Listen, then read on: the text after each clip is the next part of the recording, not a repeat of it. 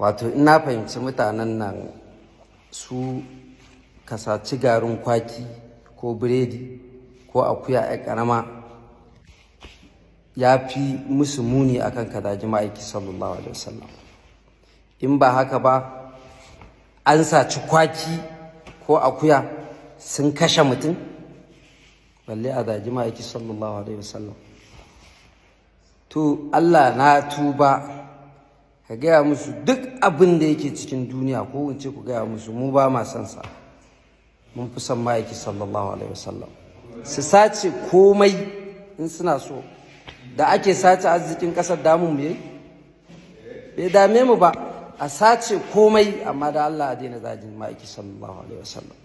Ni ma ina da cutar nan wallahi, duk wanda zai zagi ma'aiki ya buya, in dai za ka yi a gabana to gaskiya in cuta ce ina da ita wallahi, sai dai daga ƙarshe in na aikata a ce to in na da hankali na kai, in ma garin aikata ma duk mun tafi duka shi kenan. Ai doka ya dace gwamnati ta yi na a daina cin mutuncin addinin musulunci, saboda majority ai musulmai ne a ƙasar.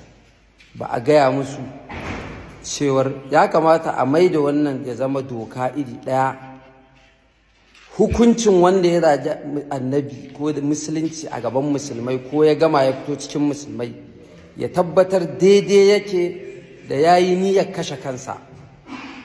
Yawwa, in ya yi niyyar kashe kansa duk ɗaya ne, to ya yi duk abin da zai yi. Amma ba zai yi a ce wai kuna kashe mutum akan garin kwaki, ku kuma ku yi tunanin musulmai akan annabi sallallahu alaihi wasallam. Wannan ba zai mayu ba.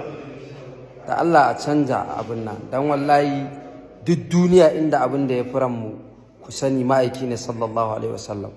Waɗanda su suke ganin kamar ta'addanci ake yi in an yi irin waɗannan, suna da wasu abubuwansu da suke magana a kai, amma bai kamata, gaskiya ba a hukunta su ne kawai wanda suka laifin. Ina ga shi yasa kawai musulmai suka gaji suke ɗaukan doka a hannunsu. Inda ƙasar musulunci ce, inda da an yi za a ɗau doka a gwamnati ta yi abin da ya kamata a kai, to na tabbatar in an samu wani wanda ya zagi ɗaukansa za a yi a kai. Saboda yanzu mutanen unguwa da sun kama ɓarawo da yawa, wasu ɓarayin kai su ake police station. To me yasa ba a kai irin wannan? Kun san amsar.